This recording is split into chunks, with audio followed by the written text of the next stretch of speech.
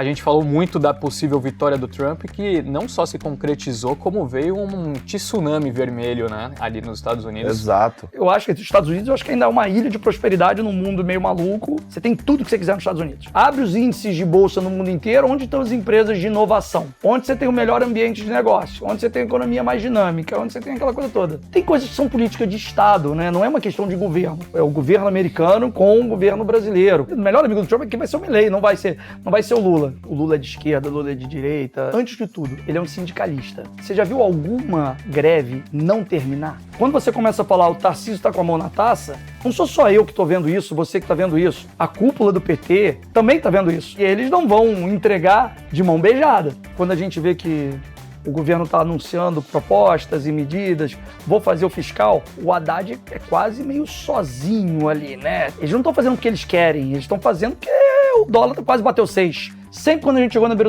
do abismo, a gente deu 2 passos para trás. É uma brincadeira boba. Tem um dia que você pode chegar na beira do abismo, você escorregar e cair. Show me, mano.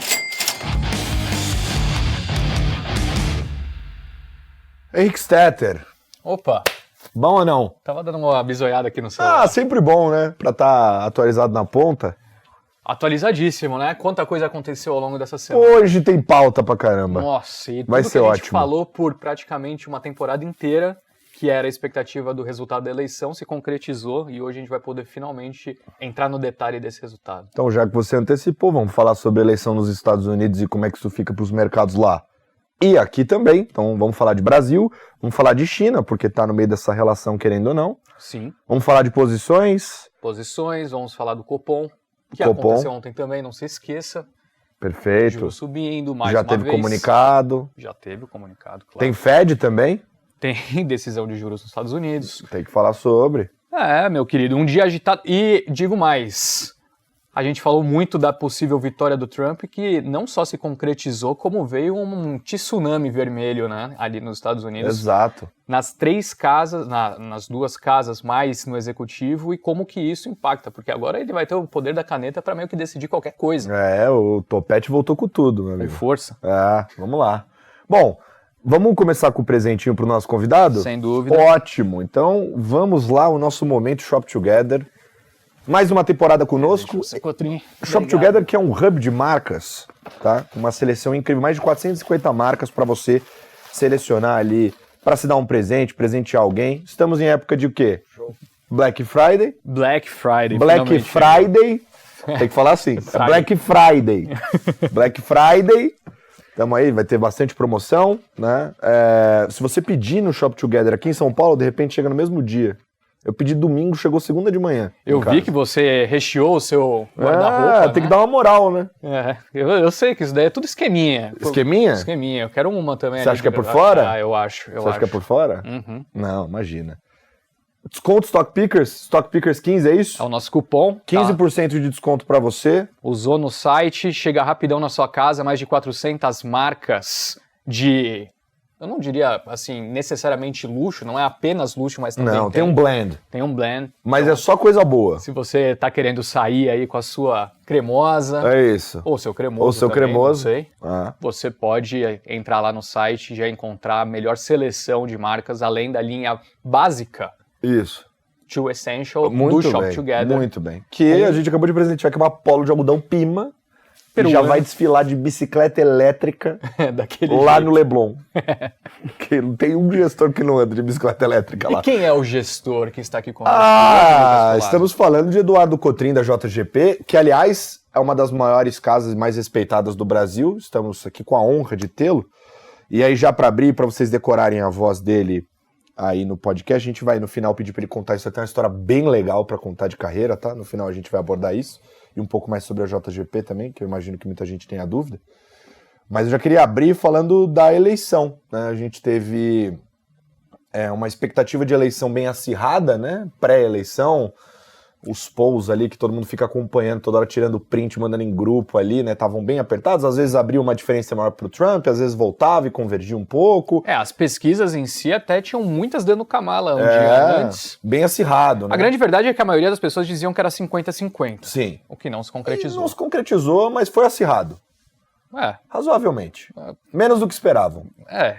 Apertado. Você sabe que esse é não concordando muito. Eu sei. Mas foi uma competição ali Sim. que deixou muita gente em dúvida.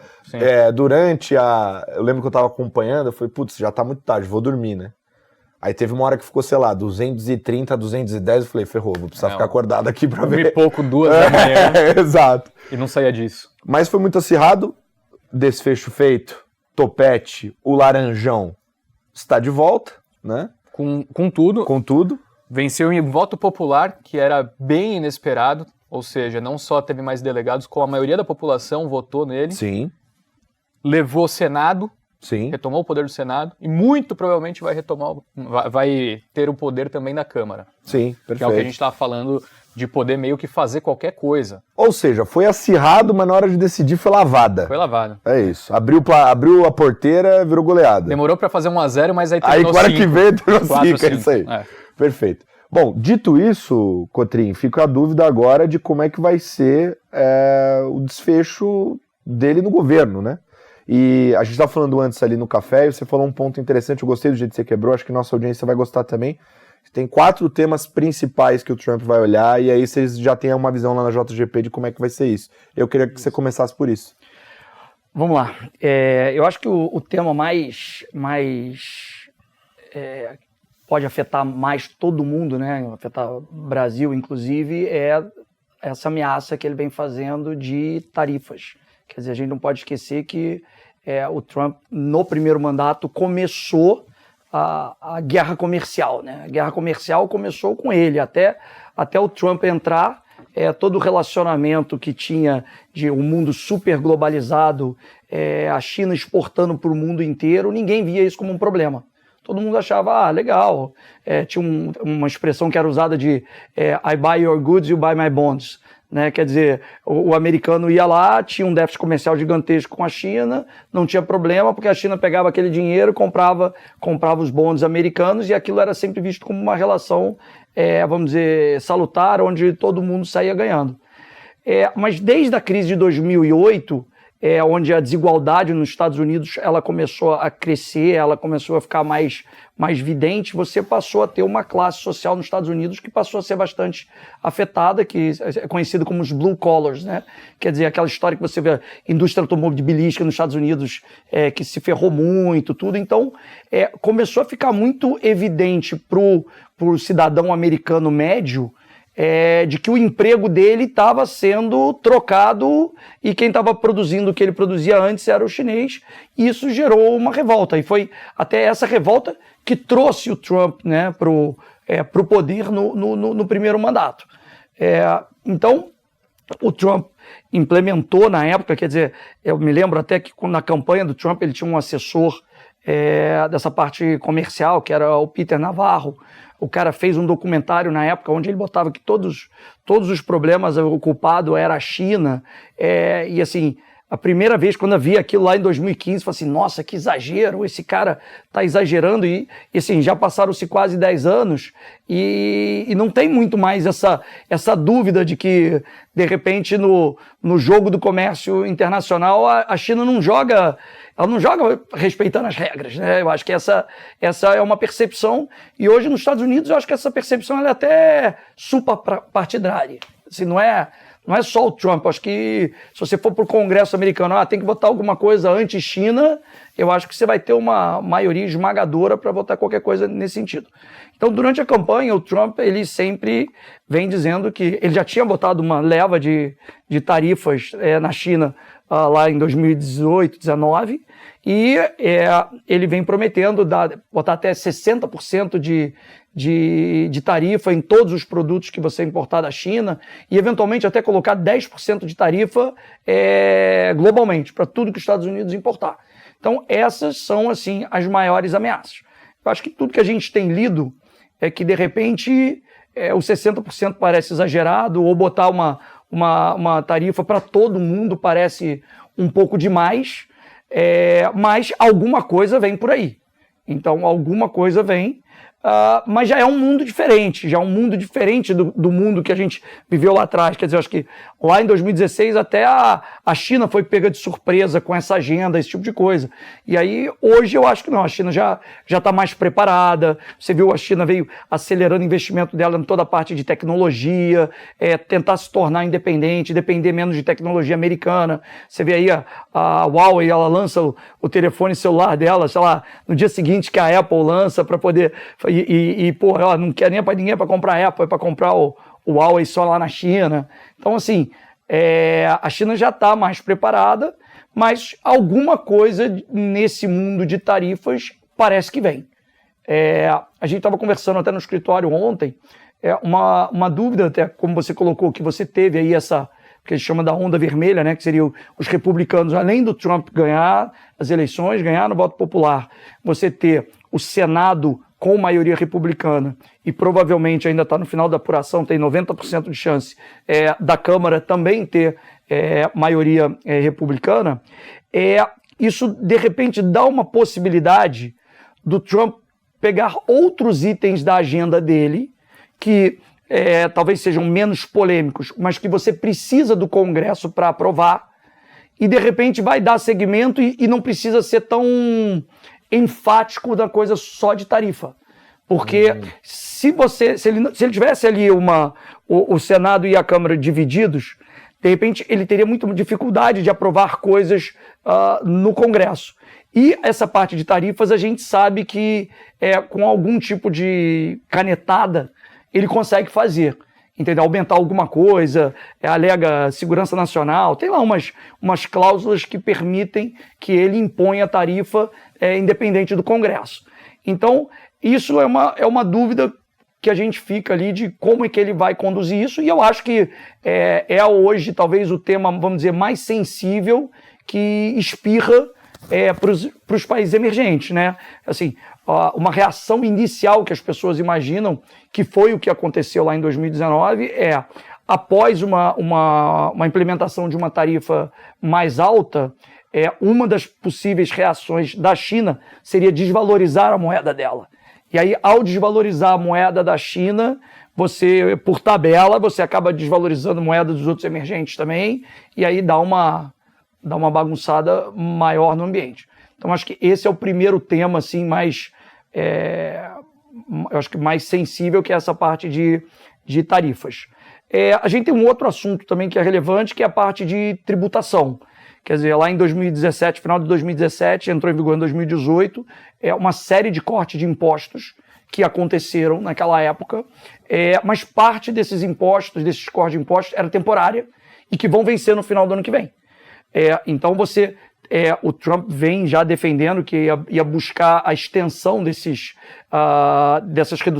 da manutenção dessa redução de imposto e até reduzir ainda mais a tributação de maneira geral. Não só a tributação, como desregulamentação, tentar melhorar o ambiente para negócio. Mas uma dúvida que fica, e que o mercado hoje, quando se fala dessa parte de tributação, que o mercado fica ainda em dúvida, é que os Estados Unidos hoje tem um déficit fiscal grande. Ele é um déficit fiscal historicamente grande, e ele é um déficit fiscal grande para o momento do ciclo. O que é o momento do ciclo? Assim, dado que a gente está com taxa de desemprego baixa, dado que a economia está crescendo bem, essa coisa toda, seria de se esperar que nesse momento você estivesse rodando com um déficit fiscal menor, para, nos momentos que a economia estivesse mais fraca, taxa de emprego estivesse subindo, você pudesse gastar mais e gerar o que a gente chama da política econômica ali anticíclica, né?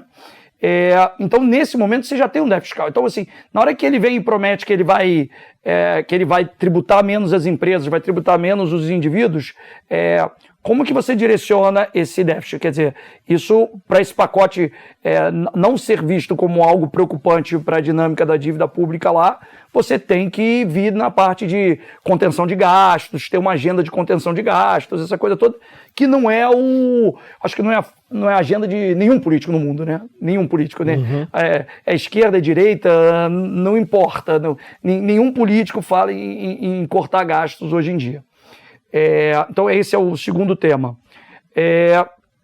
Um terceiro tema, que assim, ainda dentro dessa parte de tributação, você tem essa parte de desregulamentação, né?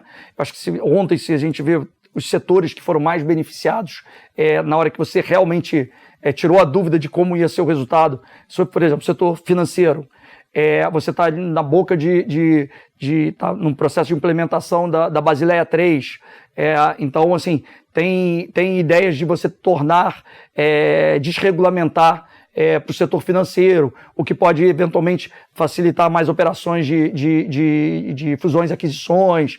Tem várias coisas ali que são vistas como menos regulação, que também é um negócio delicado, porque a gente viu que a falta de regulação no setor financeiro foi o que gerou a grande crise em 2008. Foi a falta de regulação. Desde 2008, toda essa parte de Basileia, de regulamentação dos bancos, exigência de capital, essa coisa toda, ela vem apertando para você tentar ter um sistema financeiro cada vez mais sólido e não gerar, eventualmente, uma outra crise sistêmica ou qualquer coisa no gênero. Mas a agenda dele é na direção de menos regulamentação. Tem, por exemplo, algumas empresas de tecnologia que se beneficiam nesse sentido, porque hoje, por exemplo, o FTC, que é tipo o CAD deles, hoje tem uma agenda de tentar ver como é que está a situação de monopólio das grandes techs, a Google, se essas empresas estão ficando grandes demais, se você tem que eventualmente dividir essas empresas, ou eventualmente se essa empresa vai fazer uma aquisição, se de repente ele bloqueia ou não essa aquisição. Então, essa parte também era uma parte um pouco mais sensível, que era vista como um risco maior para as grandes empresas que estão nessa situação com uma eleição da Harris. No caso, o Trump é visto como mais amigável nesse sentido. Então nós temos... E o outro último tema que eu acho que é bem sensível também é a parte de imigração. Essa é uma parte bem interessante e eu acho que pode ter bastante impacto. Dentro desse limite das ameaças, como ele falou de 60% de tarifa, e a gente acha que não dá 60% de tarifa, ele também tem uma agenda de, vou deportar todos os imigrantes ilegais. Também a gente não acredita que vai ter essa deportação em massa. Mas, se você volta, eu estava vendo com o pessoal lá da JGP ontem, se você pegar a quantidade de pessoas que entraram nos Estados Unidos nos anos do Obama, que deu uma média, por exemplo, de 1 milhão de imigrantes por ano entrando nos Estados Unidos. Quando você pega os anos do Trump, isso cai para 750 mil por ano. Teve também algum impacto ali da pandemia que dá uma atrapalhada, porque foram anos 2020 foi um ano ali um pouco diferente. Mas quando você vem para o Biden, nos 4 anos do Biden foram, 10 milhões e meio de imigrantes que entraram nos Estados Unidos. Dá uma média de quase 2 milhões e meio de pessoas. E você vê na abertura desses dados, tem ali muitos imigrantes que eles chamam de ilegais, e também refugiados, essa coisa toda. Então, assim, você teve uma política nos últimos 4 anos que entrou muita gente nos Estados Unidos. Só que tem um lado, se você der uma olhada, desde 2019, desde antes da pandemia, a taxa de desemprego subiu pra caramba por causa da pandemia e a taxa de desemprego veio para os mínimos nos Estados Unidos agora. Chegou a bater, 3,7, agora está 4,1. Mas, assim, o número de empregados no mercado de trabalho, de pessoas trabalhando nos Estados Unidos, americanos, hoje é o mesmo número que você tinha antes da pandemia. Agora, tudo que a força de trabalho cresceu nesses anos, que dá mais ou menos umas 3 milhões de pessoas, isso é tudo estrangeiro. Então, vocês devem ter discutido muitos podcasts aqui, como o mercado de trabalho americano estava apertado, o payroll, os salários das pessoas crescendo a taxa acima da inflação, e isso fez com que o Fed tivesse que puxar os juros para 5,25, essa coisa toda. Esse fluxo de imigrantes, ele ajudou muito. Se você pensar 10 milhões e meio de pessoas, ou 3 milhões a mais de estrangeiros no mercado de trabalho nesse período, estamos falando, em 2 anos e meio, você está falando de quase 100 mil pessoas a mais disponíveis no mercado de trabalho. Isso ajuda a tirar a pressão do mercado de trabalho e fazer com que a economia funcione melhor.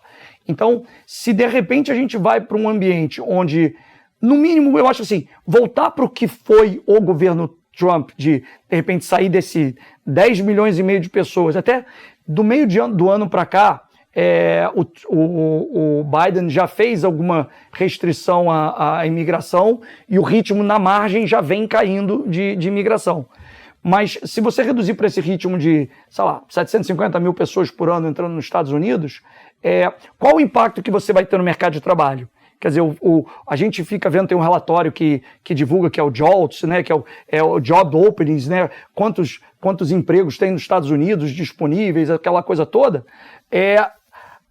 Ter este imigrante ajuda no equilíbrio da economia, ajuda a economia a funcionar, né? A gente fala, o americano quer alguém para limpar o banheiro, né? O cara do restaurante, para servir no restaurante. A maioria das pessoas que a gente chama dos trabalhadores menos qualificados, né? Que são os non-skill workers, os trabalhadores menos qualificados, eles são estrangeiros, né? Para ter uma ideia, por exemplo, no setor de construção civil, 1 em cada 3 empregados é estrangeiro. No mercado de trabalho americano como um todo, 1 a cada 5. No setor de serviço, 1 a cada 4. Então, assim, o estrangeiro, ele cumpre um papel importante na economia americana. E, assim, a gente já está tendo momentos que a demografia já está... O teu bônus demográfico já está passando, os baby boomers já estão começando a aposentar. Então, assim, para a economia continuar rodando, você precisa de mais gente entrando no mercado de trabalho. O imigrante, de uma certa forma, ele tem a sua função útil na sociedade nesse sentido. Mas é uma agenda que ele também foi bastante enfático. E mais do que tudo, né, quer dizer assim, eu acho que dentro dessas coisas, o que ele vai fazer, o que ele não vai fazer, o que ele promete fazer, assim, ele é um cara imprevisível. Né? Essa que eu acho que eu estava vendo um vídeo do Niall Ferguson, né, que é o historiador, e ele estava falando assim, cara, eu acho que uma das grandes qualidades do Trump, quando ele senta numa mesa de negociar, vai ser negociar lá com Xi Jinping, ou vai negociar com Putin, ou vai negociar com o cara lá do Irã, assim, é difícil de ler. Entendeu? Que esse cara tá pensando? Que esse cara vai... Qual a próxima peça que ele vai mexer? Aquele cara que joga xadrez com as peças, tudo completamente diferente do previsível, né? Então eu acho que é isso que a gente está vendo aí um pouco de... a primeira ideia aí que a gente está tendo de economia americana. Esse negócio de ser imprevisível, né? O Bellino contou bem como é que foi a experiência com ele, né? Dá para perceber como é imprevisível, né? Para quem não acompanhou, por sinal, tá aqui no nosso canal, no podcast, a gente fez um episódio com um cara que foi sócio do Trump. Brasileiro que foi sócio do Trump. Convenceu o Trump em 3 minutos, o episódio saiu nessa segunda, tá aqui no nosso canal. Mas a gente tinha quatro temas, né? A gente falou sobre imigração. Isso. A gente falou sobre tarifas, impostos, desregulação e falta geopolítica. Como que ele vai fazer essas negociações. Quer dizer, essa parte de tarifas tem um quê de geopolítica, né? Então vamos lá, relação Estados Unidos-China, né? Então eu acho que a gente fica questionando assim, ele vai botar a tarifa, em se colocando tarifa, qual é a reação da China? Quer dizer, a China hoje, eu acho que ela já, nesse aspecto, ela já deve ter um cardápio que ela consiga ver o que afeta menos, por exemplo. Tem algumas dependências, por exemplo, em componentes eletrônicos, você tem lá os minerais raros, esse tipo de coisa que vem da China. Tem uma história, acho que saiu até no Financial Times, de uma empresa de drone que acho que estava exportando alguma coisa para Taiwan, uma empresa americana de drone que estava exportando para Taiwan, que tem uma fábrica no Japão, aí ela foi sancionada, a China virou, não vende mais, aí o cara não está mais conseguindo produzir os drones porque está faltando o material. Então, assim, todo esse universo de componentes eletrônicos, esse tipo de coisa, tem bastante componentes que você depende de China. Eu acho que, assim, o evento da pandemia, ele foi bastante interessante para mostrar o quanto que o mundo é interconectado, né? As cadeias. Você chegou o seguinte, meu amigo, se não chegar a seringa da China, você não vacina ninguém. Para fazer vacina era só na China ou na Índia. Aí você falou assim, agora eu tenho que ter a minha fábrica de máscara, eu tenho que ter a minha fábrica de seringa, eu vou ter que conseguir fazer a minha vacina aqui. Então, assim, o mundo, ele está percebendo, eu acho que o geopolítico do mundo, que eu acho que advento da pandemia, eu acho que o fato do Putin ter invadido a Ucrânia, O Xi Jinping, que ele tinha 2 mandatos, ele agora foi para o 3º mandato, mudou a regra lá e virou meio ditadorzão na China mesmo. Então, assim, todos esses movimentos, eles estão levando a um mundo, quer dizer assim, um mundo meio bipolar, né? Assim, eu brinco assim, se você hoje é um empresário e você vai fazer uma fábrica, para construir sua fábrica você vai demorar 2 anos. Você teria hoje, você botaria, se você estivesse nos Estados Unidos, você botaria componentes chineses na sua fábrica, que eventualmente você vai precisar de uma manutenção, e da noite para o dia você recebe lá o governo sanciona aquela empresa e você não consegue fazer a manutenção do seu equipamento. Então, assim, o mundo, é uma expressão que foi muito usada durante a pandemia, que eu acho que é válida, que assim, a gente saiu de um mundo que era o sistema de estoque rápido, que era ter o mínimo de estoque, que era o just in time, para o just in case. Assim, na dúvida, vamos ter 2 fábricas. Então, assim, se a Apple quer vender iPhone para a China, ela tem uma fábrica lá na China para vender o iPhone para a China, tanto que tem até processadores diferentes, um é da Qualcomm, outro é de não sei quem. Então assim, agora para o Ocidente, aí a fábrica já é, sei lá, vou estar aqui no Vietnã, e aí a fábrica já é diferente, outros componentes, para de repente você poder fazer 2 estruturas independentes, um não precisar falar com o outro. Então a gente está caminhando para um mundo onde você dependa cada vez menos do outro, né? Eu acho que essa coisa de depender menos, assim, por exemplo, quando você teve a invasão da Ucrânia, o fato dos Estados Unidos, vamos dizer, ter usado o dólar como arma, congelando as reservas da Rússia, esse tipo de coisa, já mostra lá, então, se eu sou do eixo do mal, ou eu sou lá do outro lado do mundo, se eu sou o Irã, eu não vou ter título de tesouro americano, eu vou comprar ouro. O próprio chinês já começou a comprar mais ouro. Então, você vai, de uma certa forma, desconectando, assim, deixa eu já me autodesconectar, porque se eu for desconectado, eu já tô... Eu não dependo tanto do resto. Então, acho que a gente está caminhando nesse mundo mais bipolar, né? Então, eu acho que esse é o caminho. Então, nessa parte geopolítica, tem essa coisa da relação com a China, tem toda por exemplo, os Estados Unidos é muito simpatizante de Taiwan, a China quer, em algum momento, a princípio, parece que quer tomar Taiwan de volta. Uhum.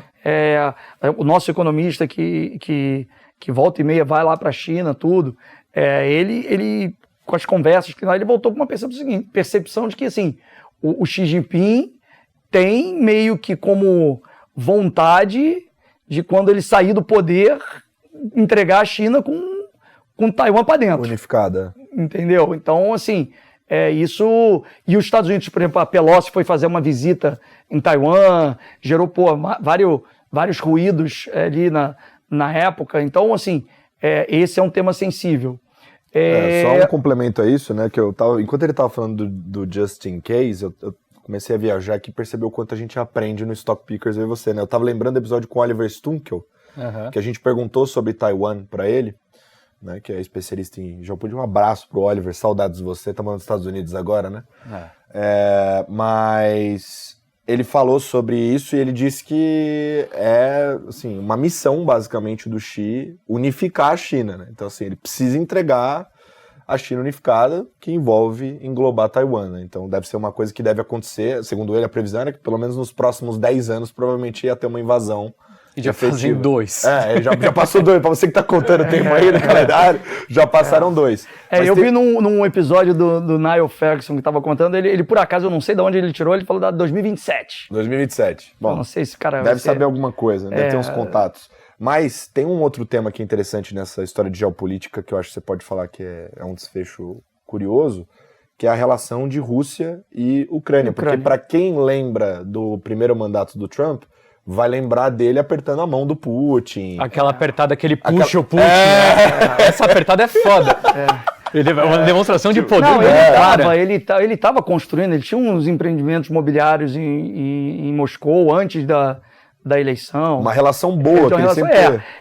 Eu acho que, assim, ontem, com o resultado da eleição, assim, desses dois, vamos falar, os dois conflitos, né? Você tem o Oriente Médio e você tem Ucrânia. Assim, eu acho que o Netanyahu abriu uma garrafa de champanhe para comemorar e o Zelensky deve ter sentido o golpe, entendeu? O Zelensky, eu acho que a sensação que eu tenho que o caminho que o Trump vai tentar para buscar ali a paz ali vai ser, de repente, menos grana para a Ucrânia, vai ser uma coisa de tentar baixar a bola, e eu acho que a Ucrânia vai acabar tendo que entregar um pedaço do território para a Rússia para tentar baixar a temperatura. Parece que é meio que a única solução também, né? Porque se você parar para pensar, pô, É triste, né? Que o cara invadiu agora e tomou na mão grande, mas tem um momento que você não quer o conflito ad eterno também, exato, né? Assim, aí, vamos lá, a gente teve uma conversa outro dia, né? Cadê o meu coletinho aí de cientista, né, político? A gente vai falar, porra, não é muito... Todos esses assuntos a gente vai até a página 3, dali pra frente deixa pro cientista político, tá? Somos gestor de fundo, entendeu? Calma, entendeu? Mas é o que é. Então, assim, a impressão que dá que, por exemplo, é interesse, por exemplo, dos Estados Unidos que você tenha petróleo baixo, entendeu? Então, assim, se você conseguir dar uma arrumada no negócio e poder dizer, Rússia, volta aqui a produzir, vai poder todo mundo comprar de você de novo, essa coisa toda, é bom. Já do lado de Israel e o Irã, eu acho que a gente sempre tem visto que eu acho que o governo Obama foi mais leniente com o Irã, no sentido de acordo nuclear, esse tipo de coisa, assim. Eu acho que tem uma visão meio clara de que, assim, não é legal o Irã ter a bomba nuclear. Acho que isso é acho que não sei, isso é meio ponto pacífico, entendeu? Assim, não é porque já que um tem, o outro tem direito a ter também. Eu acho que não é por aí. E eu acho que Israel está incumbido de não deixar o Irã ter a bomba nuclear. E eu acho que o Trump se mostra um parceiro mais confiável para Israel do que o Biden foi ao longo desse último ano, desde tudo que aconteceu em Israel. Então eu acho que ali ele vai agir com mais mão forte. Eu acho que assim, Israel com parceria dos Estados Unidos ali forte, eu acho que ajuda a baixar a temperatura, né? Dado esse contexto que você colocou, eu não sei se vocês chegaram a se debruçar em relação a comportamentos de ativos já, mas imagino que sim. Tipo petróleo? Né? Petróleo para baixo e dólar para cima. Cara, eu acho assim, petróleo assim, friamente, vamos lá, 50 ou 100. Eu acho que tá mais para 50 do que para 100. Com toda a cagada que aconteceu. Entendeu? Hoje, vamos lá, hoje você tem um petróleo 70 com um risco geopolítico grande, sei lá, quanto é que é de risco geopolítico? 5 dólares, 10 dólares? Qualquer coisa assim. Se você der uma olhada, assim, a OPEC, à medida que países fora da OPEP foram aumentando a produção de petróleo, o poder do cartel foi diminuindo, porque ele foi perdendo fatia de mercado, então foi perdendo espaço. A OPEP só conseguiu, de novo, ter alguma influência no preço do petróleo depois que ela virou OPEP Plus, que é o plus, é o maisinho, sim, que foi o Putin. Sim. Quando a OPEP chegou lá, a Arábia Saudita ficou de mão dada com o Putin, agora vamos controlar o preço do petróleo aqui, eles conseguiram controlar durante um certo tempo. O que a gente lê, o que eu leio, né, sei lá, não sei nem se é verdade, porque a gente não sabe as fontes, o que é verdade, mas o que eu leio é que a briga interna dentro da OPEP sempre foi que a Arábia Saudita queria um preço mais perto de 100, e os outros países estavam mais satisfeitos com o negócio perto de 75, 80, estava de bom tamanho. Tanto que em algum momento, a coisa de um ano e pouco atrás, a OPEP não quis fazer um corte de produção, e a Arábia Saudita matou no peito e ela cortou a produção, só ela. E na época, uns desses cientistas, os caras especialistas em petróleo que a gente acompanha, os caras falaram assim, isso vai dar ruim. Porque a última vez que a Arábia Saudita tentou fazer isso, foi lá na década de 90, chegou uma hora, ele vende menos petróleo e o preço não sobe. Resumo da ópera, ele está pagando a conta sozinho e ele fatura menos. E aí ele começa a ter os problemas de país mesmo, de problema fiscal. Ele tem que pagar as contas, né? Tem que pagar o. Né? Tem que pagar o salário do ele tem que Neymar. pagar aquelas. Tem que pagar o. Como tem o Paris Saint-Germain. Não, velho, é o Riad. O Hilal. pagar o Ney. Deve ter uns tobogã de água lá que eles fazem, né? Deve ter umas coisas que eles fazem lá que tem que pagar as despesas. Aqueles carros, né? Aquelas Rolls Royce, né? Os 27 Rolls Royce, cada um de uma cor da palheta, né? Mais ou menos isso. Mas, enfim, os caras têm que pagar essas coisas todas. E aí, em algum momento, o cara desiste. E aí ele volta a produzir. Quando ele desistiu nos anos 90, coincidiu de ainda ter tido a crise da Rússia, foi que o petróleo foi a $11. O petróleo em 98 foi a $11. Então, a gente está vendo isso, tanto que mesmo com essa confusão toda que a gente está tendo, o Irã vai atacar uma semana que vem, Israel vai atacar não sei o quê, vai atacar ou não vai atacar a plataforma, vai atacar instalações e tal. Mesmo com esse risco todo, esse mês a OPEC, que ia aumentar a produção, não aumentou. E aí eles até para ficar mais, ter mais controle, eles até reduziram a periodicidade. Hoje a reunião da OPEC ela é mensal. Entendeu? Então, esse mês que eles iriam aumentar a cota, eles já seguraram. E mesmo com preço rodando perto de 70, vamos dizer, na banda de baixo. Entendeu? A gente está vendo a China consistentemente o consumo de petróleo lá sendo menor do que o esperado. A gente está, apesar de agora ter tentativa de estímulo, pacote na China, aquela coisa toda, assim, o consumo de petróleo lá também está aquém do que se imaginava. Então, você vê que acho que na bola dividida aqui, se é para cima ou para baixo, acho que no médio prazo é mais para baixo. E dólar para cima. E o dólar para cima. O dólar, eu acho que sim. Eu acho que o dólar, falando dólar US, né? Dólar mundo, né? Dólar mundo. Não, eu acho que sim, porque assim, é engraçado que o Trump, a impressão que eu tenho é que o Trump ele tem uma visão mercantilista. Ele olha para aquele déficit comercial e acha que é um problema. Déficit comercial não necessariamente é um problema. Déficit comercial é uma característica. Você está comprando coisa dos outros, só que você está comprando mais, mas isso não necessariamente é um problema. E aí ele olha aquilo e ele fala que ele... O livro-texto diz, olha, para eu diminuir o meu déficit, eu tenho que, teoricamente, desvalorizar a minha moeda. Porque ao desvalorizar a minha moeda, vai ficar mais caro tudo que eu vou importar, e tudo que eu vou exportar mais barato, eu tento equilibrar minha balança comercial por aí.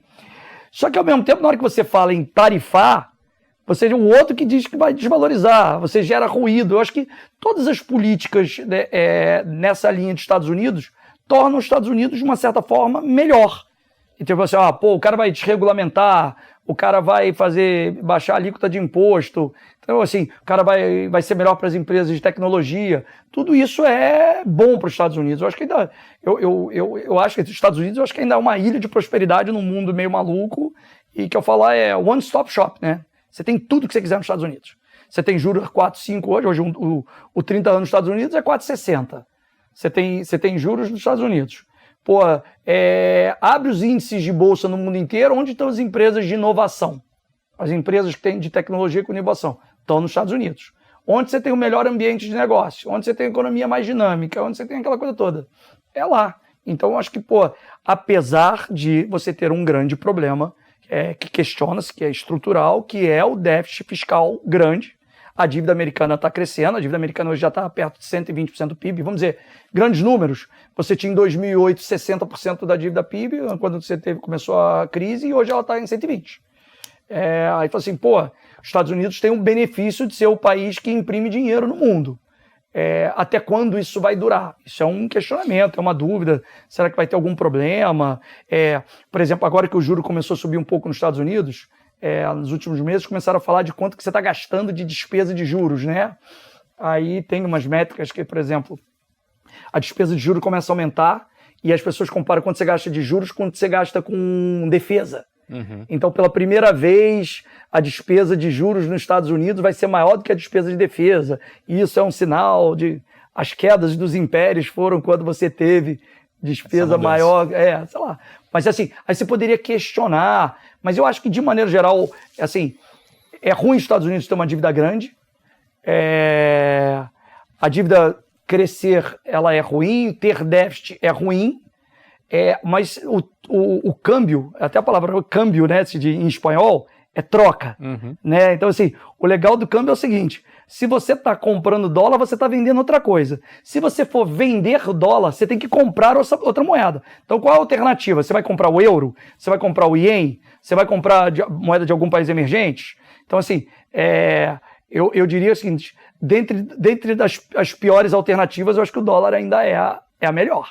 Tá? Então, você pode ter esses problemas, mas eu acho que os outros têm problemas infinitamente maiores. Então, eu acho que você pega, por exemplo, a Alemanha. Ontem, o ministro das Finanças da Alemanha foi mandado embora, a economia alemã está sofrendo pra caramba com concorrência a China está subindo na escala de valor, né? Então, vendendo carro elétrico, carro não sei o que, você vê os resultados das empresas automobilísticas alemãs começando a todo mundo a bater pino, né? As empresas tá todo mundo batendo pino. Então você vai vendo, a Europa tem seus problemas estruturais, tal. Aí você está olhando friamente, o dólar ainda tem os experimentos, né? Você tem as cripto, que é uma coisa que eu não entendo, mas tá aí, o Bitcoin ontem, all time high, né? Tá a máxima histórica. O próprio S&P, né, tá muito na cabeça da galera, porque aqui no Brasil, a maior parte dos gestores até então, né, achava caro. Teve aquele episódio de todo mundo ter montado posição vendida e perdeu dinheiro. Esse é um deles. Eu só acho caro há uns 4 anos. Só. Todo mundo achando caro, o negócio continua ainda. O maior erro de todos os tempos foi ficar achando que a bolsa americana estava cara. A maior parte fez isso, né? E, inclusive, quem estava na ponta contrária acabou se dando bem. Mas o ponto o negócio continua lá esticado, aparentemente. E aí vem Trump, o negócio continua. Cara, eu não sou, vocês são stock pickers, não é minha praia, não entendo de empresas, mas aqui tá negócio. Já que você vai perder tempo analisando uma empresa, para que você vai analisar uma empresa que vende, sei lá, meia dúzia de saco de ração aqui no Brasil, se você pode analisar ou entender de uma Apple, uma Nvidia, ou sei lá, ou no mínimo, já que você vai fazer uma aposta, você aposta alguma coisa que possa ser mais interessante, né? E me fala uma coisa, Cotrim, só para a gente amarrar essa história, porque eu acho que já ficou bem claro a sua visão a respeito das eleições, mas a gente recebeu muitos gestores aqui abordando ao longo do ano a expectativa para as eleições, e vários diziam que o principal tema que deveria ser resolvido lá era a questão fiscal, e aparentemente, né, nenhum dos dois candidatos tinha um approach muito claro para a resolução desse problema, então para eles, assim, cara, independentemente de quem vencer, aqui a gente não acredita que vai ter um resultado muito diferente para os mercados de maneira geral, porém, e tem mais um detalhe, muita gente também dizia que, de maneira geral, para os mercados não é bom quando um partido domina todos, né, as duas casas mais o executivo, que também foi o caso, mas passado o resultado... Então, passado o resultado a gente viu ontem, Dow Jones subindo 3 e pouco, S&P, etc., eu queria entender por que essa vitória tão clara dos republicanos / Donald Trump fez com que os mercados reagissem tão bem, levando em conta esses argumentos passados que a gente ouviu. Vamos lá, eu acho que assim, você ter vamos dizer, a casa não dando plenos poderes, né? Sempre, ou se o Senado é republicano, a House, né, a Câmara é democrata, ou vice-versa, eu acho que isso blinda das más ideias, né? Então, assim, agora, assim, a gente está falando que ele tem as duas casas, mas, assim, não é uma maioria absoluta. Então, tem uma coisa no Senado americano, que é o filibuster, né? Que se você tivesse uma maioria com 60 senadores dos 100, aí sim tem certos assuntos que você pode pegar e isso, pronto, acabou. É quase que se fosse uma maioria qualificada. Com 52 a 48, ou deve estar 53 a 47, eu não sei exatamente qual vai ser o resultado do Senado certinho, você tem uma maioria, mas já não é uma maioria maluca. Então, eu não sei, para espaço para grandes más ideias, o cara ele é republicano, mas ele pode ser dissidente de ideia maluca. Então, eu acho que isso não vai muito nessa linha. E, assim, de uma certa forma, vou dar um exemplo, os Estados Unidos talvez precise de menos reformas do que a gente. Então, quando você fica um congresso que não está funcionando, a expressão que a gente usa em inglês é gridlock, fica o negócio fica meio preso ali e nada acontece. Para quem não precisa fazer reforma nem nada disso, é ótimo. Porque, assim, se você tem um cara de muito boas ideias, é um desperdício porque você não aprova as boas ideias, mas se você tem um cara com péssimas ideias, é ótimo porque você não aprova as ideias ruins. Então, fica aquele negócio ali. E como a economia americana, de uma certa forma, vamos dizer, ela já vai no piloto automático, é menos pior. Mas hoje está nessa linha que eu te falei. A agenda é uma agenda pró-negócio. Alguém estava comentando comigo de uns memes que o Musk fez, que a mídia foi muito, vamos dizer, pro lado mais democrata, né? Então, assim, sempre colocando que se o Trump ganhasse era uma ameaça à democracia, esse tipo de coisa. Então, como o Elon Musk abraça muito junto com o Trump essa agenda de desburocratização, ele pegou os memes todos e todo lugar que a mídia botava de democracy, ele mudava por bureaucracy, entendeu? Assim, então, vamos acabar com a burocracia, não vamos acabar com a democracia, vamos acabar com a burocracia. Então isso tudo é visto como positivo para o ambiente de negócio. Agora eu perdi o gancho, você falou disso... eu comecei falando sobre a questão fiscal, que nem um dos dois tinha um approach para isso. O approach. Eu acho que o fiscal... E você fala os ativos subindo, a bolsa subindo. Isso. Se eu voltasse aqui, se eu voltar 3 anos atrás, 2001, que o juro nos Estados Unidos, o juro de 30 anos era, sei lá, entre 1,5 e 2. O Fed Fund era 0. A inflação começou a subir nos Estados Unidos. A gente chegava lá e falava assim, porra, talvez tenha que trazer esse juro para 3. Nossa senhora, o juro alto, aquela coisa toda. Cara, se você dissesse lá atrás que o juro, a gente iria para um juro até de 5,25 para poder baixar a inflação, sim, acho que o comentário que as pessoas fariam 2 a 3 anos atrás é assim, vai destruir a economia, vai dizimar a economia. E eu acho que se você olhar por trás disso, assim, em parte, por que isso não aconteceu? Porque você, por exemplo, teve lá o Inflation Reduction Act, quer dizer, o Biden fez um negócio de distribuir dinheiro, distribuir para investimento, para reduzir a inflação não tem nada. O nome é muito bonito, mas não tem nada para reduzir a inflação nesse programa. Mas é um programa que libera dinheiro para fazer data center, fazer não sei o quê, infraestrutura, um monte de coisa. Mas é gasto, é muito gasto. Então eu acho que o que eu vou falar aqui agora, eu acho que vale para Estados Unidos e vale para o Brasil. A gente pegou um gráfico, eu estava olhando um gráfico ontem, de assim, a gente tem... Uma das perguntas que foi feita há 1 mês e meio atrás, assim, como pode os Estados Unidos vai cair juros e o Brasil vai subir juros, né? Como pode o mundo inteiro estar cortando juros e o Brasil vai subir juros? Você está em momentos distintos de política monetária. E aí, quando você vê as duas economias que cresceram bastante nos últimos 2 a 3 anos, que não geraram espaço, não cresceram abaixo do potencial a ponto de gerar um espaço, mas cresceram acima do potencial, na planilha ali que eu acompanho é Brasil e Estados Unidos. Foram 2 países que cresceram acima do potencial. Então, os Estados Unidos, você começou a cair a taxa de juros lá. Acho que, também você teve... A inflação veio de 9 para 3. Então, você está tirando ali de 5, o Fed caiu 50, hoje talvez caia o 25, vamos dizer que caiu 25 o Fed, caiu 25 hoje, de repente cai mais 25 no final do ano. Mas assim, visto de hoje, eu já acho que o ciclo de queda de taxa de juros vai ser um pouco menor. Mas o que eu ia te dizer do fiscal? Nós tivemos, tanto no Brasil quanto nos Estados Unidos, uma política fiscal muito mais expansionista do que a gente imaginava. Então o que aconteceu? Isso continuou impulsionando as economias. Então o que acontece? Quando você está puxando o freio da política monetária, você estava acelerando com a política fiscal.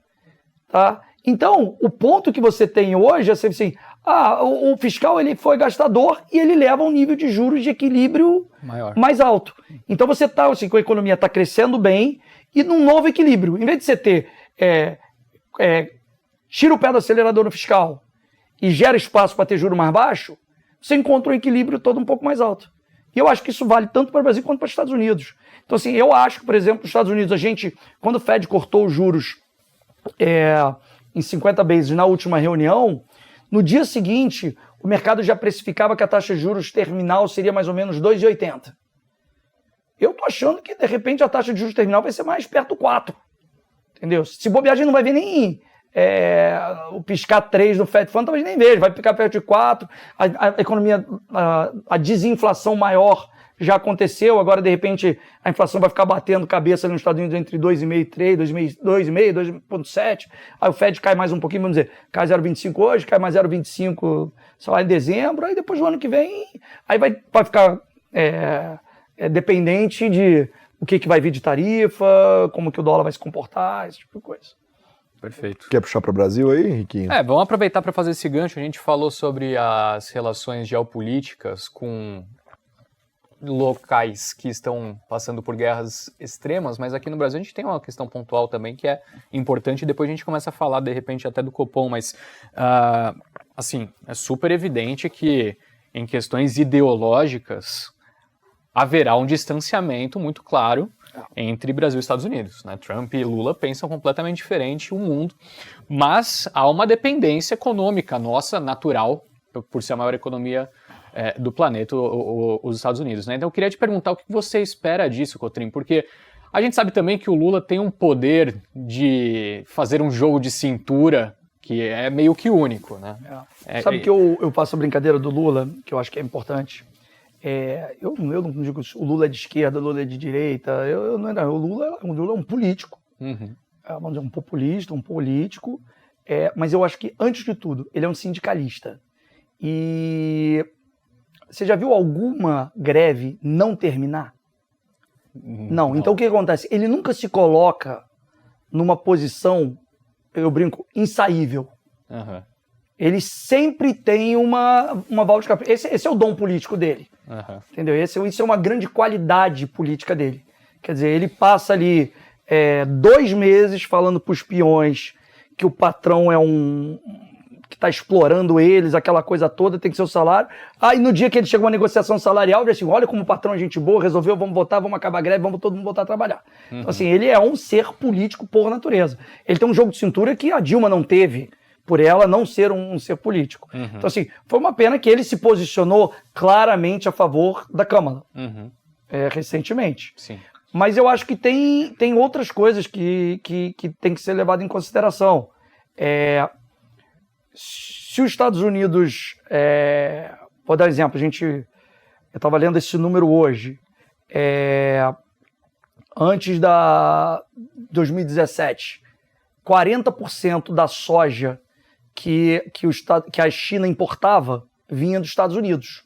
Esse número hoje caiu para 20%, em 7, 8 anos. Quem é que supriu isso? O Brasil. Hoje nós estamos nos tornando, sei lá, o maior exportador de milho para a China. Então, tem uns números ali que, de uma certa forma, na hora que a briga dos 2 grandes lá é maior, você se beneficia para um lado, se beneficia para o outro. Tem coisas que são políticas de Estado, né? Não é uma questão de governo. Quer dizer, ele é chato, ele é bobo, não gosto dele. E aí? É uma questão de Estado.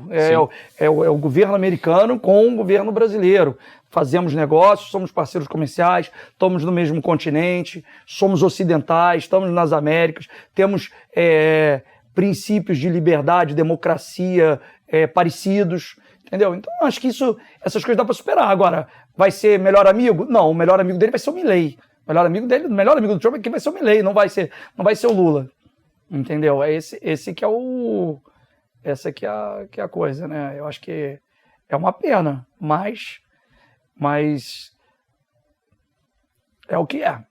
E isso é um composto do cenário, né? Como é que tá a visão pro Brasil partindo daí? Vamos lá, eu acho que o Brasil, assim, como eu falei, o Brasil está crescendo bem e, assim, eu acho que uma coisa que deve, incomodar um pouco o Lula é que, apesar do Brasil tá crescendo bem, a popularidade dele não cai, mas também não sobe, né? Então a gente está vivendo um momento que, assim, se a gente está tendo que subir o juro, na verdade, é porque a economia está crescendo. Eu falei aqui que a economia está 2 anos crescendo a 3%, ano que vem tem uma perspectiva de crescimento boa também. Então, assim, era para este ambiente, dado o ambiente econômico, tá gerando um bem-estar.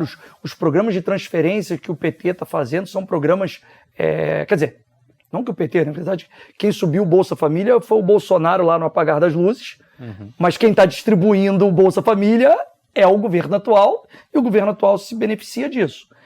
Então, assim, você tem uma agenda de programas de transferência de renda, você está rodando com um déficit relativamente alto, e mesmo assim, você não vê aquela coisa do bem-estar, por exemplo. Eu não gosto muito de fazer relação de eleição municipal com eleição presidencial, que eu acho que os motivadores do eleitor na eleição municipal é uma coisa muito mais bairrista do que uma visão ideológica, tá? Mas, de maneira geral, o PT não foi um grande vencedor nessas eleições municipais. Então, por exemplo, o Arthur Lira está escolhendo lá o sucessor dele na Câmara e está enfiando goela abaixo para o PT e para o Lula.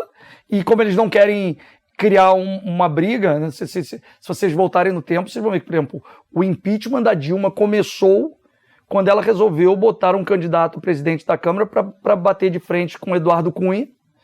E o Eduardo Cunha ganhou, e ela passou a ter um inimigo de morte na presidente da Câmara, e o presidente da Câmara é o cara que aceita o impeachment. Sim. Entendeu? Ali começou a caminhada para a porta de saída da Dilma.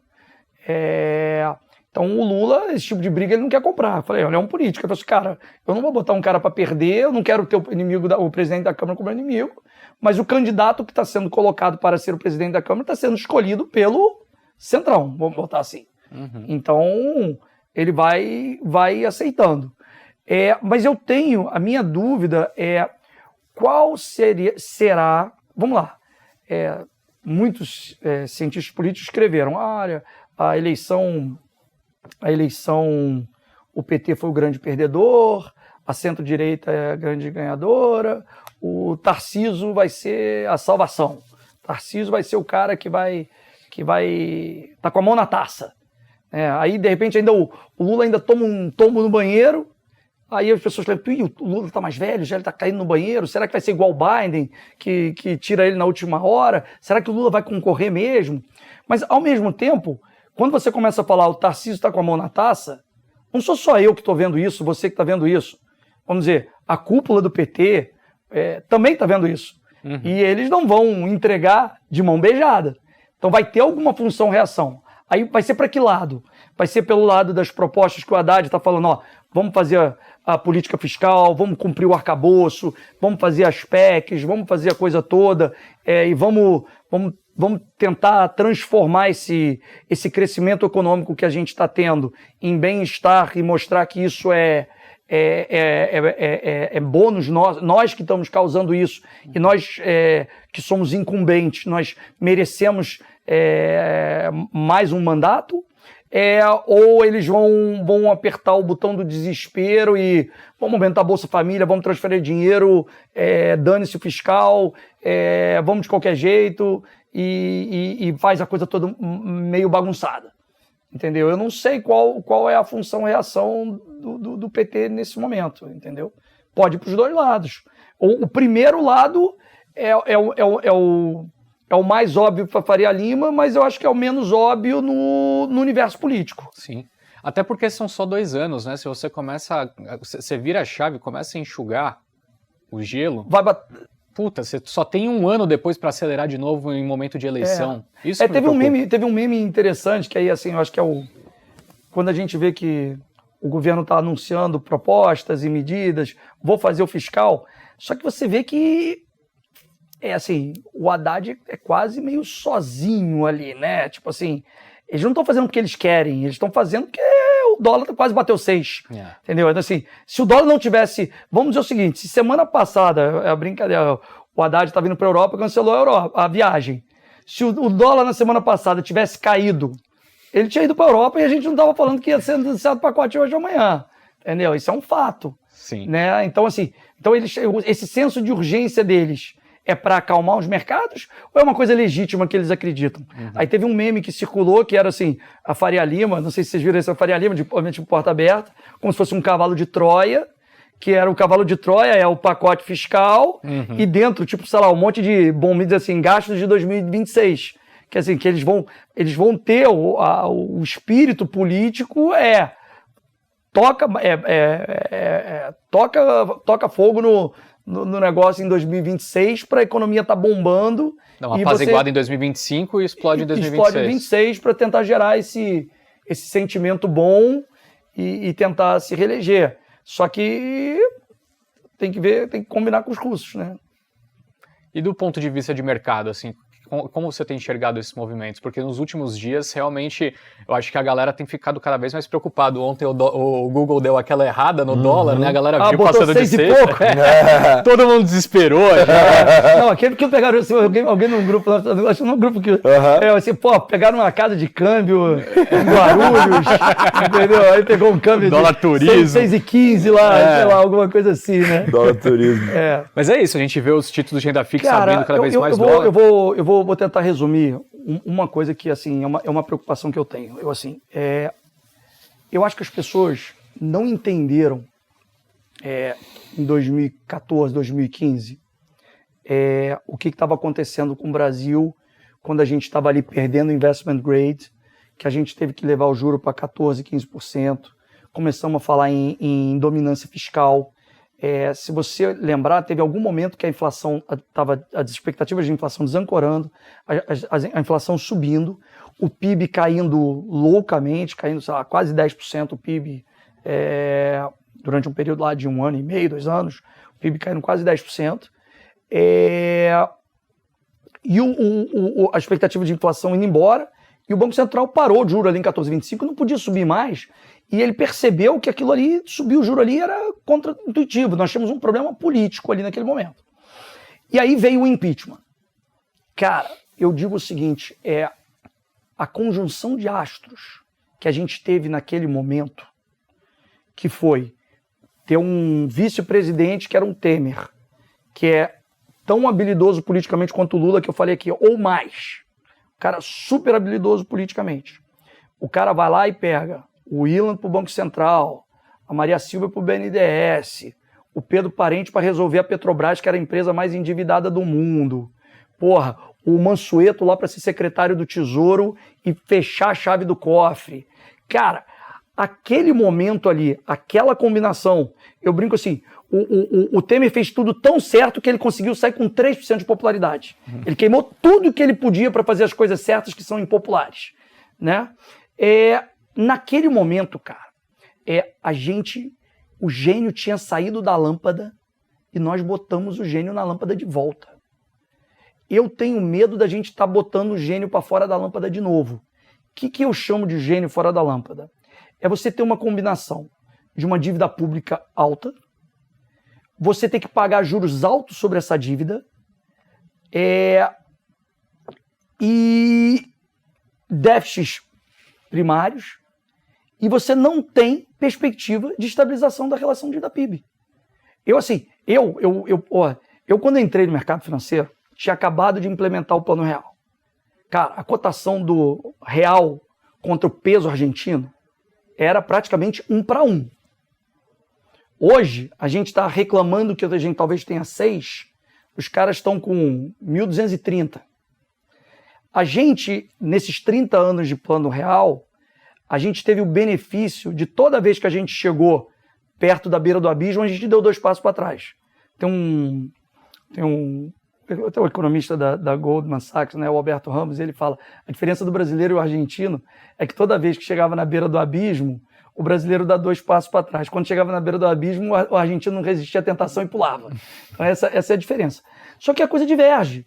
Então, assim, eu tenho um pouco de medo de uma situação onde você tem uma relação dívida-PIB subindo, você tem que pagar um encargo alto. Eu falo assim, você tem 2 escolhas. Assim, você tem uma escolha que você tem que fazer na vida. Você quer ter uma dívida alta?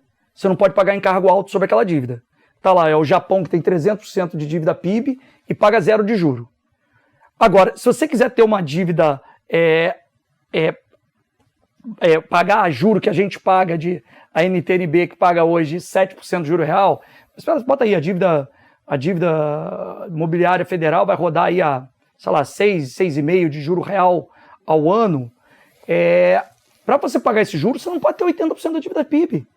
Porque senão você vai ter que economizar tudo só para pagar juros. E aí a conta começa a não fechar. Aí você começa a não ficar solvente. Então, assim, a minha preocupação é que uma sinalização não mais clara de que você precisa ter um negócio, você pode chegar numa situação assim, pô, não, dólar a 6 eu não quero porque tá caro. Amanhã você vai estar comprando a 11, 12, 13, 14. Quer dizer, a gente tem um privilégio que nunca divergiu. Sempre quando a gente chegou na beira do abismo, a gente deu 2 passos para trás. Mas eu acho que é uma brincadeira boba. Tem um dia que você pode chegar na beira do abismo, você escorregar e cair. Então, assim, eu acho que o que começou a acontecer recentemente, eu falo que a gente teve o privilégio no Brasil de fazer a prova do pudim. Esse período que o Temer entrou e o Mansueto, como eu brinco, fechou a chave do cofre, você pega ali, você ficou 2016 até o primeiro ano do Bolsonaro, até a pandemia, até o 19, inclusive, o gasto real do governo cresceu a 0. O que aconteceu? Assim, antes disso, o Brasil era o recordista de taxa de juros no mundo. Fazia-se teses para tentar entender por que o mundo inteiro consegue ter juros de 5, a gente tem que ter juros de 20. O que está acontecendo? Então, uma das hipóteses era, o governo brasileiro gasta muito. Quando você foi lá e fechou a chave do cofre, o juro que estava 14,25 que não podia subir, veio para 9.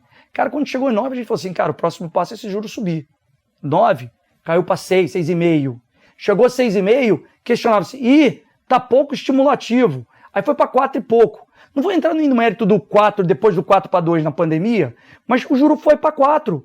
A gente conseguiu e estava tudo funcionando, a economia estava encaixadinha. A gente teve uma falta de sorte com a pandemia muito grande. Mas o ponto é, enquanto você estava com o fiscal, essa coisa que eu falei, você tirou o pé do acelerador no fiscal. Você conseguiu ter juro baixo. E aí, nesse período, se você pegar do Temer, você fez a reforma da Previdência e você conseguiu, durante esses 4, 5 anos, pagar muito pouco juros sobre a tua dívida. O que aconteceu com a relação dívida-PIB? Ela veio descendo forte. Então, se você voltar lá em 2015, muitas vezes as pessoas falavam o seguinte, a reforma da Previdência ela era necessária, mas não suficiente para estabilizar a relação dívida-PIB. Mas, na verdade, a relação só estabilizou porque depois de 2015 até 2020 você conseguiu pagar pouco juros sobre a sua dívida. E agora a gente voltou para um ambiente, na hora que assim, a gente elegeu o PT tem como agenda legítimo, foi eleito, democracia, foi eleito, mas a agenda dele é Estado grande, é transferência de renda, esse tipo de coisa. E aí o fiscal não é tão equilibrado quanto se imagina. O que aconteceu? Você voltou a ter aumento de gasto. Você teve lá aquela PEC da transição, que foi chamada de PEC do fim do mundo, que abriu lá para poder caber no orçamento mais 200 bi, aquela coisa toda. Você começou a gastar. O que aconteceu? Nós não começamos a cair o juro? Todo mundo achava que o juro ia para quanto? Ia para 8, parou em 10,5, já está subindo de volta.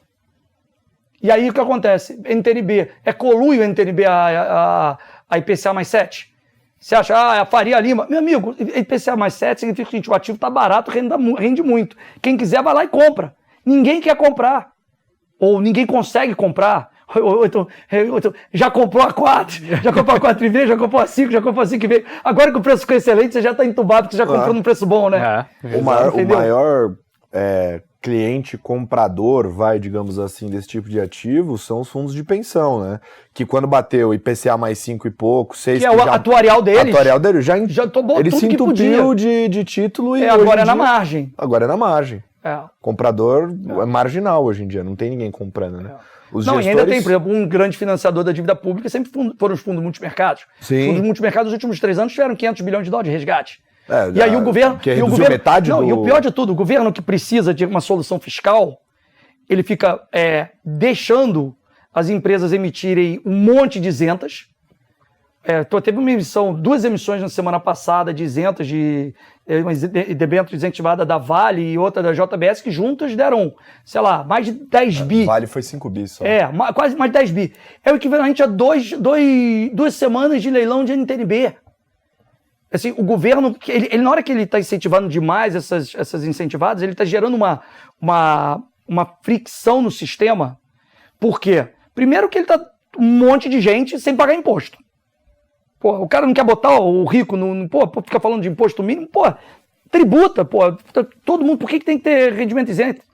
Eu te pergunto, se você chegar hoje assim, entrou um dinheirinho aí, o que você vai fazer? Você vai comprar uma LIG, você vai comprar uma LCA, você vai comprar uma LCI, você não vai tentar entrar no Tesouro direto para comprar NTNB, porque NTNB você vai pagar imposto, sobre inflação inclusive, né? Então assim, essas isentas, o cara está abrindo mão do imposto do programa fiscal, quer dizer, ele arrecadaria, e esse dinheiro que está entrando era o dinheiro que poderia estar financiando, em parte, a dívida pública. Então, hoje você não tem comprador de dívida pública, porque... E aí você... Cara, é lógico que você tem que estimular o mercado de crédito, é bom para a economia, as empresas, mas você pode tentar fazer isso sem distorção, dentro do balanço da empresa. Uma empresa que está fazendo investimento de longuíssimo prazo vai ter um benefício dentro do balanço dela para abater a base tributária do imposto dela, a despesa com juro. Você faz um negócio, mas hoje, na hora que você criou essas isentas, você está gerando 1000 distorções. Você está atrapalhando o financiamento da dívida pública, você está tornando o financiamento da dívida pública extremamente mais caro. E você... E parte das emissões... E não arrecada. E tem o hedge também, né? Cara, olha só, se você faz um movimento forte de redução desses produtos incentivados, cara, os 50 bi do pacote fiscal aí tu arruma aí, sei lá, uns 20 bi tu arruma fácil. Por ano. 20, 30 bi por ano você arruma fácil. O estoque é mais de 1 trilhão disso. Entendeu? E quando você vai fazer a proteção disso daí, né? Toma o DAP lá, vende a B... pressão vendedora na B de novo. Exatamente. E que não tem comprador, né? Exatamente. Perfeito. Agora, a gente teve Copom e teremos, né? Tivemos e teremos. Tiveremos o Fed. Tiveremos o Fed. Tá. Bom, Copom teve comunicado, né? A ata sai só terça que vem. Como é que foi a leitura de vocês para Copom? Porque o movimento era esperado, 50 pontos base. Isso. Eu tinha uma impressão de que o Banco Central amarraria um pouquinho mais o ritmo, no sentido de dizer sinalizar. Não dizer o que fazer, mas ele dizer o seguinte: subir os juros num ritmo de 50 basis points parece apropriado. Eu acho que o mercado já chegou num nível que o melhor para o Banco Central, se nós tivermos as PECs, que você vai tentar endereçar o problema fiscal, essa coisa toda, é o Banco Central tentar ganhar tempo. Eu acho que, de um lado, você fazer as medidas fiscais, e de outro, quer dizer, você já começou a subir os juros, a curva de juros também já está subindo há uns 3, 4 meses, que também já gera algum efeito sobre a atividade. Você tem aí os lags, né? Você tem as defasagens de atividade, que você sobe o juro hoje, isso impacta na atividade lá na frente. Então você ganha tempo para ver se você vai ter alguma desaceleração até o primeiro trimestre, e vai subindo nesse ritmo de 50 vezes.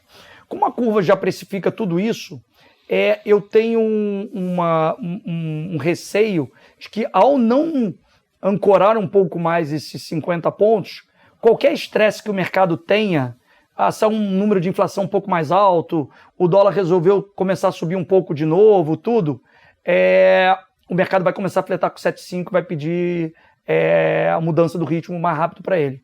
Porque ao não se comprometer com 50, ou sinalizar 50, que sobra? Ele não vai reduzir o ritmo para 25. Só sobra aumentar, né? Entendeu? Então, então o ancorar em 25 era só botar um freiozinho de mão na galera, pensa 2 vezes antes de achar que é 7,5. Só isso. Entendeu? E ele não fez. Então, tudo bem, mas calma. Isso foi no comunicado. Sim. Terça-feira nós temos a ata. De repente ele pode escutar a gente, mudar de ideia e ser um pouco mais enfático ali. Olha, dadas as evidências que eu andei acompanhando, né, de gente que escuta a gente aqui, eu não sei se eu te comentei. Não, acho que não. Eu falei só pro Cotrim antes. Tava almoçando ontem com um gestor e ele mostrou uma conversa com o Tarcísio. E o Tarcísio mandando pra ele o episódio que a gente falou de Sabesp. É mesmo? Então, Tarcísio, um abraço pra você. Obrigado por acompanhar o Stock Pickers. Se quiser vir aqui, inclusive, tá convidado já. E Fed? Fed, eu acho que a gente já falou um pouquinho, que é assim, o mercado, quando caiu os juros, começou... Só uma coisa. Este Banco Central, ele sempre passa Banco Central que eu digo Fed, né? Sim. Ele passa sempre uma impressão de que o DNA dele é DNA de tentar ter o juro mais baixo possível. Uhum. Então, assim, eu estava vendo umas entrevistas de uns gestores muito bons, e os caras falaram assim, lá atrás, a inflação indo para 7, o cara ainda estava com juro de 0, fazendo... recompra de títulos, que é o quantitative easing, né? O cara fazendo um monte de coisa, a inflação, o cara demorou 1 tonelada de tempo a subir, quando começou a subir de 25. Agora, Em dezembro, o cara deu uma sinalizada que o mercado chegou a precificar 7 quedas. Em dezembro, ele não conseguiu entregar, só foi entregar a primeira queda agora em setembro. Eu tenho a sensação de que a economia americana não está desacelerando tanto. Boa parte da desinflação que a gente viu, que o juros a inflação saiu de 9 para 2,5, 3, ajustes do que a gente chama do payback, né? A volta dos problemas que foram causados durante a pandemia e o reajuste das cadeias de produção, os bens duráveis. Então essa inflação ela meio que deu uma ajustada. Mas eu não vejo a economia americana desacelerando loucamente, eu não vejo por que a inflação tem que cair tão mais daqui. A gente, por exemplo, se o Trump impuser tarifas, você tem algum impacto inflacionário. Então tem uma estimativa, vamos botar assim, dentro do que a gente acha que é razoável ele colocar de tarifa, você pode ter, assim, numa janela de um ano, um impacto de talvez até 0,5% a mais de inflação. Então, isso atrapalharia um pouco a vida do Fed. E como eu estou falando, lá o fiscal também é gastador, a economia ainda está bem. O último dado que saiu de emprego, que deu uma sensação de que a economia está bem mais fraca, o último payroll que saiu foi na sexta-feira da semana passada, foi dia 1º. Eu estava conversando até com o Lucas, assim, tem uma característica, porque ele foi divulgado no dia 1º. E esse as empresas preenchem os formulários para essa pesquisa. Normalmente é no dia 4, no dia 5, e dá tempo das empresas mandarem mais esses formulários. Então, o número de empresas que preencheu o formulário do payroll no último relatório foi o menor nível desde janeiro de 1991. Caramba. Então, é um número que, por ter sido... Não estou dizendo que o número vai ser mais forte ou mais fraco, mas ele tende a ter uma revisão grande na próxima divulgação, porque você vai ter os novos preenchimentos.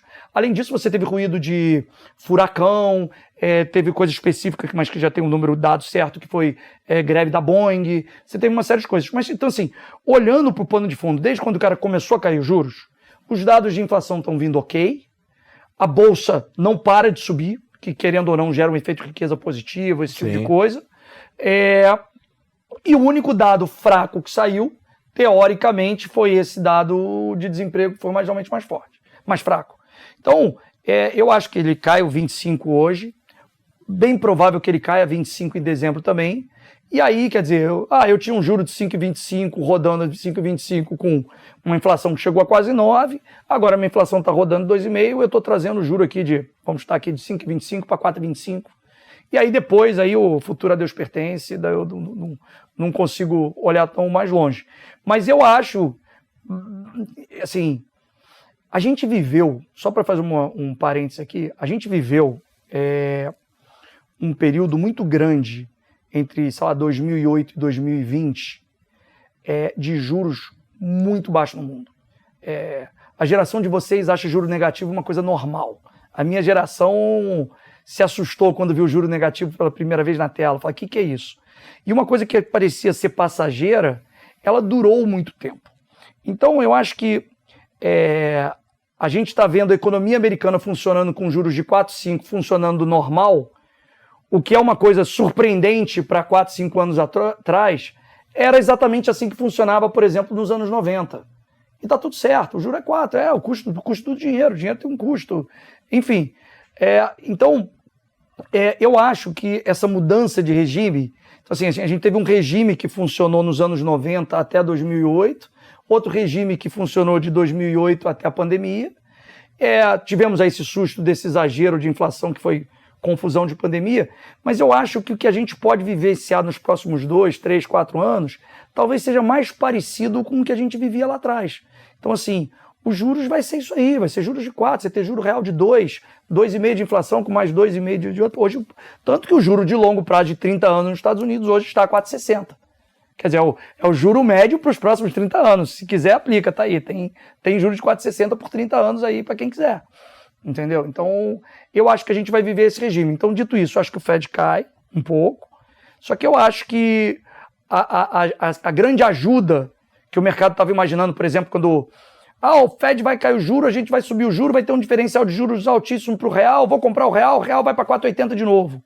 Eu não acredito nisso. Eu acho que a gente vai ficar com um juro de 4 lá, vai ter algum juro lá. Se você quiser ter diferencial de juro em relação aos 4 dele, você vai ter que estar com 12, 13, 14, alguma coisa assim. E aí esse 12, 13, 14 vai impactar a tua dívida pública e aí você vai ficar preocupado de receber. Eu falo, pô, NTNB mais 6 todo mundo quer, NTNB mais 12 você fica morrendo de medo se você vai receber, no final não vai.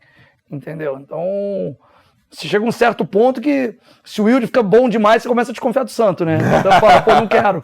Nesse preço tem pegadinha aí, né?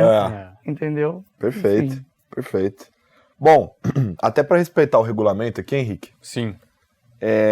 eu vou pedir para você, Cotrim, você tem uma história de carreira bem interessante, né? Se não me falha a memória, março você está completando... 8 anos de JGP. 8 anos de JGP em março, que dão quase 30 anos de mercado?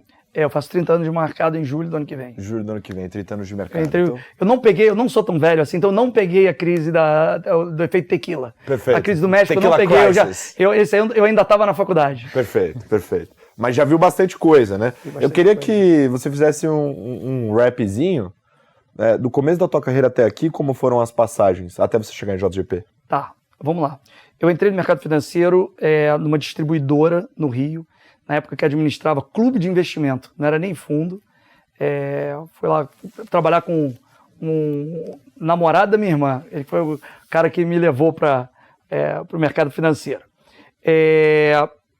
Lá, um cara com quem eu trabalhei, ele foi trabalhar no Banco Boa Vista, depois me indicou e eu fui trabalhar no Banco Boa Vista. Trabalhei na mesa de câmbio do Banco Boa Vista, a gente era dealer, então, assim, foi uma experiência bem interessante. A mesa Boa Vista era uma mesa era uma mesa considerada muito boa, foi uma experiência ótima, trabalhei com pessoas maravilhosas, trabalhei lá 1 ano e meio, depois o Banco Boa Vista teve problemas de crédito, quebrou problemas de crédito, apesar de uma mesa ótima, quebrou problemas de crédito, foi comprado, e aí nessa mudança eu fui trabalhar no Banco Modal. E foi interessante que na época, quando eu fui pro Modal, o Modal tinha uma política que não podia entrar direto na mesa, tinha que passar pelo departamento econômico. E aí eu tive o privilégio de trabalhar no departamento econômico, começando pela área internacional, e peguei toda aquela parte de crise da Rússia, essa coisa toda, acompanhando bem ali de perto o que estava acontecendo. Então, por exemplo, a gente tem o Bloomberg hoje no telefone, não tinha... O terminal da Bloomberg era só no escritório. Então, pô, tinha que chegar às vezes 6 horas, 6h30 da manhã, no meio da crise da Rússia, para ver o que estava acontecendo. Quando o pessoal chegava no banco 8 da manhã, você já tinha visto o que tinha acontecido. Foi uma experiência bem legal ter visto de perto. Naquela época, o Long Term Capital quebrou, essa coisa toda, acompanhei ele bem de perto. Depois, fui para a mesa no Modal, e na época a gente fazia gestão da tesouraria e dos fundos de clientes. Era tudo junto, misturado. E aí começou a ter aquela coisa do Chinese Wall, que você só pode operar ou fundo ou para o banco. E o banco tomou a decisão de fazer uma cisão e criar uma gestora, chamada Nobel.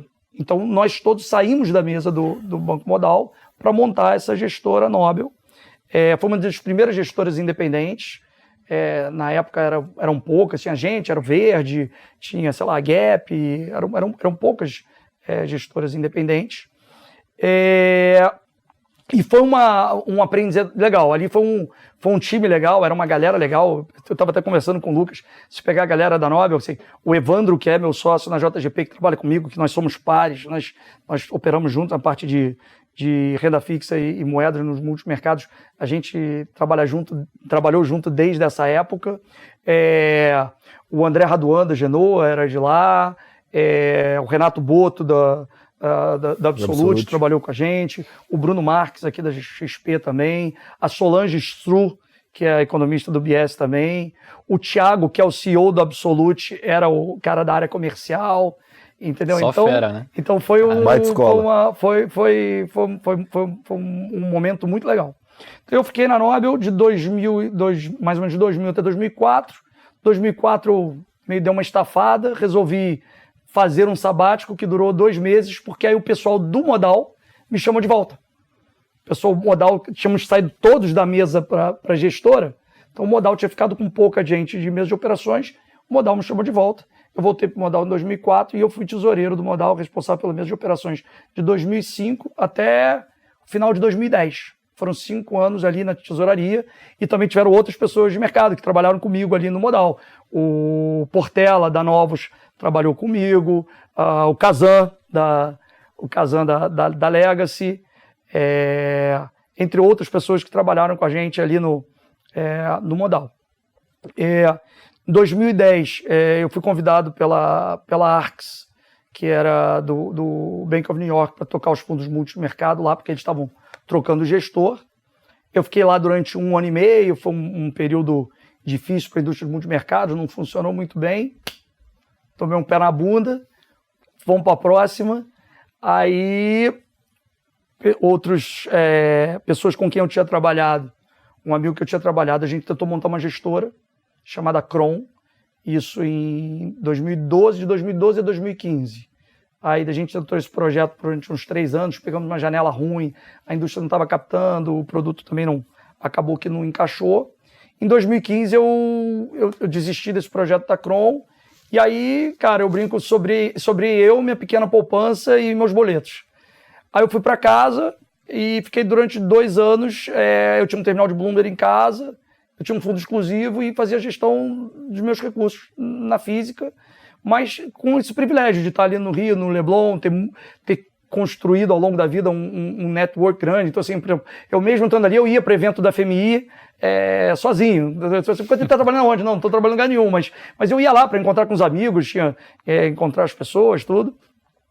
E eu fiquei durante 2 anos fazendo gestão dos meus recursos. Foi um momento muito importante, até comentei com o Lucas, quer dizer assim, no meu período de Arx e depois até o meu período que a gente tentou montar a Kron, eu fiquei uma janela, assim, não estava performando, não estava conseguindo ganhar dinheiro, e aí você vai em várias perguntas na tua cabeça, pô, será que eu desaprendi? Será que eu não sei ganhar dinheiro? Será que eu nunca soube ganhar dinheiro, mas eu só ganhava dinheiro dentro de um ecossistema montado? Quer dizer, o que me fazia ganhar dinheiro era aquele economista bom, era aquele cara, o outro cara mais que conversava com outras pessoas. Será que era isso que me fazia? Aí quando eu fui sozinho, eu fiquei sozinho em casa durante 2 anos, cara, eu recebia research de todo mundo, mas eu não tinha que me preocupar com nada. Eu pegava ali o que eu queria e fazia o que eu queria, sem opinião de ninguém. E, cara, aquilo, eu consegui ganhar bastante dinheiro nesses 2 anos, que me deu deu aquela confiança que faltava ali, tipo, o seguinte, putz, cara, eu não preciso de ninguém, assim, não é que não preciso de ninguém, assim, eu consigo tentar me virar. Eu perdi muito dinheiro em alguns momentos, mas tive a disciplina, estopa, tá errado, entendeu? Ter a flexibilidade. Eu tenho um amigo que fala, não pode ter cintura dura, né? Ter flexibilidade, não é para ser teimoso, entendeu? Então, enfim.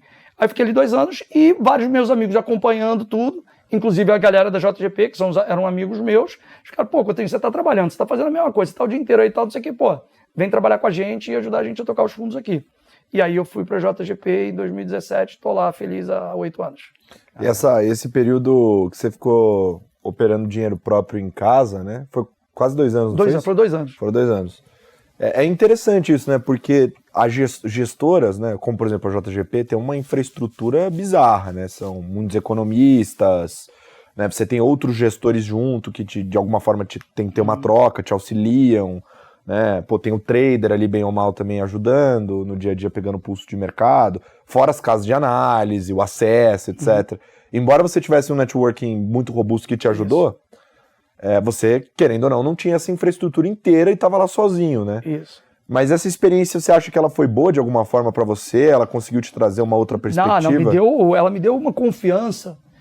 Eu brinco assim, na JGP, já indo um pouco lá para a história de JGP, na JGP nós somos vários gestores.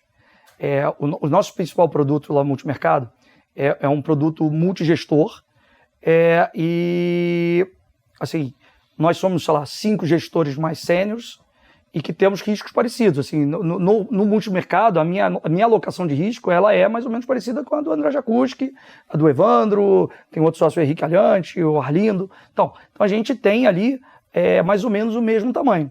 Só que é o seguinte, por exemplo, assim, eu trabalho com André Jakuski, é um peso.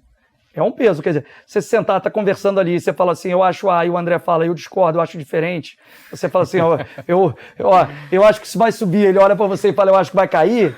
Quer dizer assim, se você não tiver assim, um pouco de de autoconfiança, se você não tiver um pouco de maturidade, se você não tiver uma frieza para entender, você tem que ter cabeça aberta para entender por que ele acha diferente. Pegar os argumentos dele, botar no teu liquidificador, refazer a sua análise com aquela opinião robusta ali embutida no negócio, você pode pensar, mas não vou mudar minha opinião. Ou, de repente, a opinião dele, às vezes, é num horizonte de tempo diferente.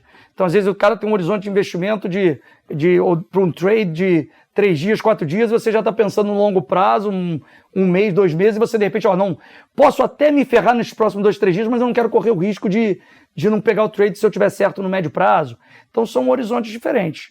Então, assim, esse período que eu passei sozinho, ele me deu uma, sei lá, quase que uma arrogância, mas não é uma arrogância, mas me deu um conforto de que no médio prazo eu tenho conseguido ajustar os tamanhos das minhas posições, esse tipo de coisa, que tem me gerado um resultado positivo e, por enquanto, está funcionando.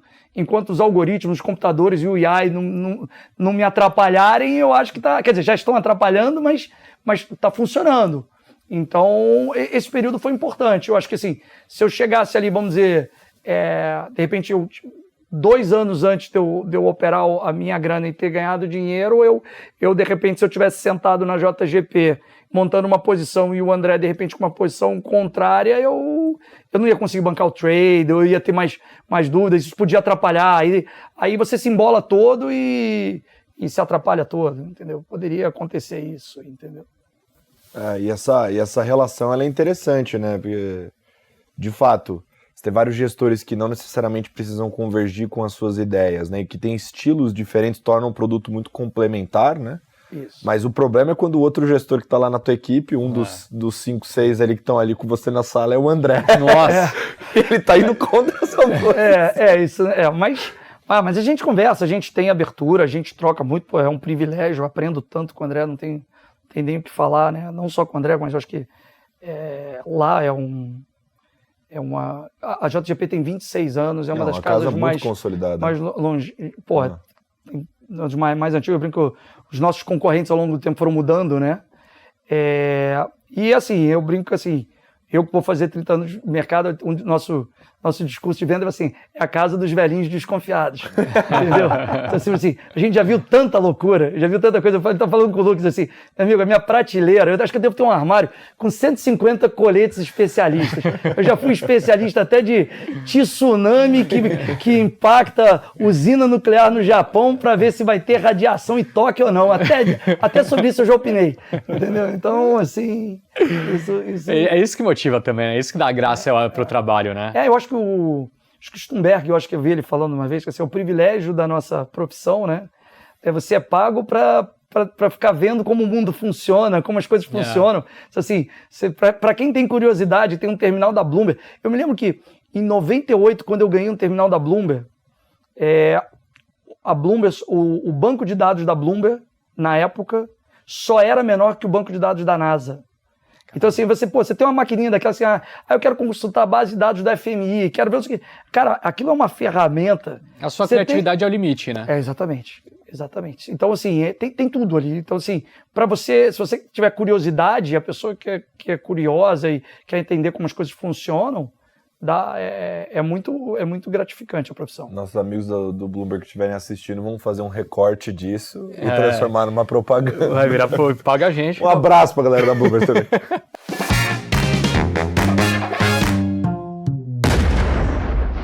Vamos amarrar agora com chamada de margem, bem rápido, momento de perguntas e respostas aptas do nosso programa. Primeiro, uma lição de casa para nossa audiência. Pode ser um livro, um artigo, o que você quiser. Cara, eu recomendo, que eu li recentemente, eu gosto muito, tem dos 2 livros do Morgan Housel, que eu acho que, mesmo de sempre, Psicologia Financeira. Psicologia Financeira, mesmo de sempre, eu acho que assim tem grandes novidades? Não, mas eu acho que ele fala de forma simples, algumas ideias, essas coisas todas, eu acho que são muito bons. E para quem quer operar o trading, um livro que foi muito importante para mim foi o Market Wizards, que ele é interessante, é o seguinte, que ele pega vários gestores que todos são ganhadores de dinheiro, só que cada um tem um estilo de gestão completamente diferente. Eu tenho um ex-sócio que falava o seguinte, não importa como você esfola o coelho, desde que no final das contas o coelho esteja esfolado, entendeu? Então, cara, assim, tem o cara que usa stop, tem um cara que não usa stop, tem um cara que tem 150 posições, tem outro cara que só opera 3 papéis, tem um cara que gira a carteira uma vez por semana, tem outro cara que depois que compra demora 6 meses só para operar, tem um que opera no máximo 3 ativos, outro que opera no mínimo 20. Então, assim, e aí você tem que tentar descobrir qual é o modo que você se adapta. Assim, se você é uma pessoa muito ansiosa, não adianta você querer ter uma posição de longo prazo, porque quando der ganho você vai ver aquele lucro, você vai botar no bolso, aí de repente quando você tiver uma perda maior, você vai bancar, porque aí você vai dizer que você é um investidor de longo prazo, e aí você vai deixar a dívida para os filhos, né? Então, assim, então você tem que tentar entender. Então tem pessoas que são mais ansiosas e falam, não, cara, meu trade é curto. Pô, não tem problema, é o que é, entendeu? Eu acho que às vezes, eu falo que o trade que eu gosto de fazer, ele o horizonte do trade, ele oscila muito em função do quanto você consegue enxergar. Então, tipo esse ano você tinha aqui um baita quebra-mola que era a eleição do Trump. Então, assim, o que adianta você chegar 2 meses atrás e falar, não, vou fazer um trade aqui de 8 meses? Cara, sei lá quem vai ganhar a eleição, sei lá qual vai ser a política, sei lá as coisas que vão afetar. O mundo hoje ele tão interconectado, tanta variável que influencia, que não adianta você ir muito longe. Entendeu? Mas eu acho que tem um jeito de gestão de cada um. Eu acho que o Market Wizard me abriu um pouco essa perspectiva e eu acho que entendeu? Então você vai começar a trabalhar com um cara, você vê o que o cara está fazendo, vai imitar o que o cara está fazendo. Não imita. Tenta descobrir o seu jeitinho ali para ver se funciona. Para passar a régua do chopp, melhor e pior trade? Cara, pior trade, você ficou falando, eu teve um momento ali, eu acho que em 2011, que quando o Tombini deu um cavalo de pau e começou a cair os juros, esse tipo de coisa, eu olhava aquele negócio e falei assim, esse cara tá fazendo besteira, vai dar errado, esse tipo de coisa. E eu acho que eu insisti um pouco tentando tomar juros ali, mesmo quando o cara tinha indicado que, pega aquele framework que os diretores do Banco Central usavam até ali, o que o Afonso Bevilacqua, o que o Mário Mesquita, que os outros faziam. Cara, o cara está fazendo completamente diferente, é outra coisa, rasga aquilo tudo que você sabe, se reinventa e faz diferente. Então, naquele momento, acho que foi um momento que eu acho que eu deveria, eu fiquei pensando, assim, ali se eu tivesse um pouco mais de cabeça aberta, de repente eu teria feito um pouco diferente ali. Então, acho que foi um momento que não foi muito legal. Agora, um trade bom, eu acho que foi a antecipação da pandemia. A gente estava vendo que a gente começou a acompanhar bem o que estava acontecendo na China. A China já estava toda fechada, tudo, e eu acho que tinha uma coisa na cabeça das pessoas de que a China podia mandar todo mundo ficar dentro de casa e não sair porque os caras são asiáticos e porque os caras são... Aquilo é uma ditadura. E aí tinha aquela ideia de que o vírus estava contido na China. Na sexta-feira, antes do carnaval, eu vendo com o economista que acompanhava lá de perto, a gente viu que tinha tido uma notícia de um templo, um lugar que fazia uma igreja, na Coreia do Sul, que tinham tido umas pessoas que tinham sido infectadas. Então foi aquele momento, foi o seguinte, o vírus saiu da China. E era na sexta-feira de carnaval. E nesse dia... O S&P, para variar, estava na máxima histórica, igual está hoje, igual 20 vezes ele está sempre na máxima histórica. O S&P estava na máxima histórica. A volatilidade na época estava baixíssima, um VIX estava 8, qualquer coisa assim. E aí eu olhei aquele negócio e falei, cara, esse negócio pode começar a espalhar, isso pode dar um buraco mais embaixo. E aí a gente fez uma posição grande de puts de S&P para o carnaval. E aí o que aconteceu, que ainda foi o pulo do gato, e depois a gente ainda aumentou nossas posições, foi que no final de semana, domingo, teve o primeiro caso de Covid na Itália, lembro que era até em Milão, e aí eles fecharam o Duomo de Milão.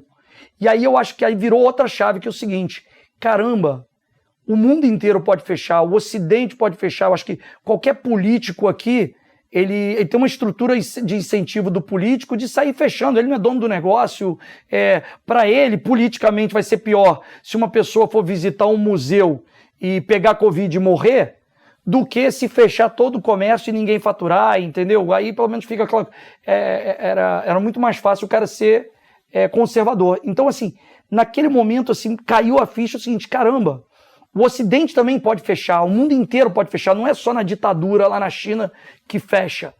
E aí a gente já tinha os puts de S&P, já pegou aquele início daquele momento, e eu me lembro, eu com o Evandro, 3h30 da manhã, de domingo para segunda, a Bolsa da Alemanha abrindo com 3% de queda, a gente vendendo Bolsa da Alemanha com 3% de queda, que assim, cara, esse negócio aqui tem muito para cair, esse negócio pode dar muito errado, e aí a gente pegou ali, e mais importante, quer dizer, foi um evento que virou a chave, que na virada a gente não estava perdendo dinheiro, porque assim, o cara que não antecipou e já pegou um mercado aumentando volatilidade, um mercado já pegando as posições, o cara começa ali meio que, limpando os prejuízos, resolvendo os prejuízos até cair a ficha e virar de lado. Então ali eu acho que foi um trade, foi muito importante para a JGP, a gente estava com a cabeça certa, a gente teve um ano de 2020 muito bom, e eu acho que ali foi um trade muito importante para isso. Muito bom, muito bom. Bom, chegamos ao fim desse grande episódio. Quantos temas. Cotrim, queria te agradecer por estar aqui com a gente e parabenizar também você, a JGP, pelo trabalho. Muito obrigado. Muito obrigado. Aí estamos aí para um próximo aí. Vamos chamar mais. Depois do Tarcísio. Esse daqui foi especial. Esse foi. H. Pô, sempre uma honra. Tamo junto. Valeu. É isso, galera. Espero que vocês tenham gostado. Aliás, deixem nos comentários. Vocês estão... Quem tá... Nos comentários do YouTube tem 5 gato pingado, 3 é hater, 2 é aqueles de cripto doido que vem com 21 comentários embaixo depois. Comenta aqui pra gente saber se vocês estão gostando da temporada, sugestões de convidados, temas, pautas. A gente tá sempre aberto. Semana que vem tem mais. Um beijo. Tchau. Show me, mano.